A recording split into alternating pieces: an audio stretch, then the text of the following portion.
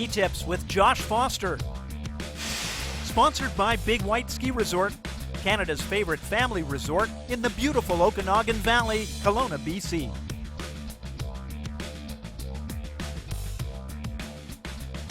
You know, skiing in varied conditions like this here requires you to be a little bit more active in your lower body, and believe it or not, that activity also gives you strength.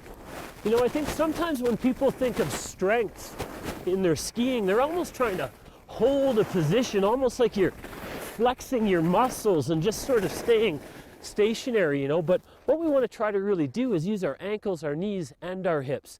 Think of it this way. Say I'm at the gym, and this here is my squat bar, right? If I'm going to squat and lift as much weight as possible, I need to use all three of those joints. If the ankles aren't involved, well, that's no good.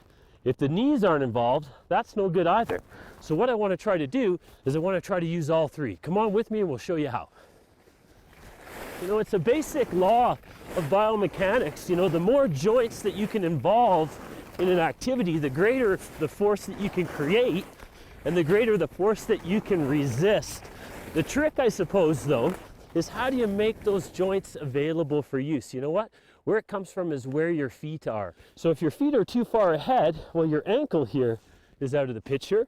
But if your feet are too far back, your knee's out of the picture. Ideally, what we want to try to do is we want to try to get all three working together. Ankles, knees, and hips. Let's try a few more. So here's the tricky part. You know, my feet are never really stopped in one spot for very long. I need to be active. I like to think of placing my feet all the way through the arc. When I do that, I have some mobility and I also create strength in my stance.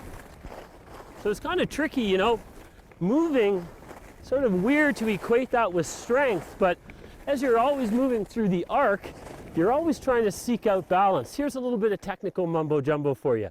In skiing, we call this area around here, we call that the center of mass, and then down here, well, we call that the base of support.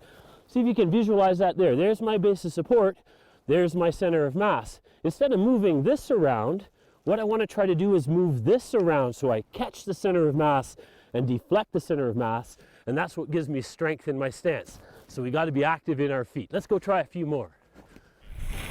Thinking of strength being holding a position, what I'm doing is I'm trying to be active with my feet, and I'm trying to place my feet all the way through the arc. And what that basically does is that translates to balance from the snow up.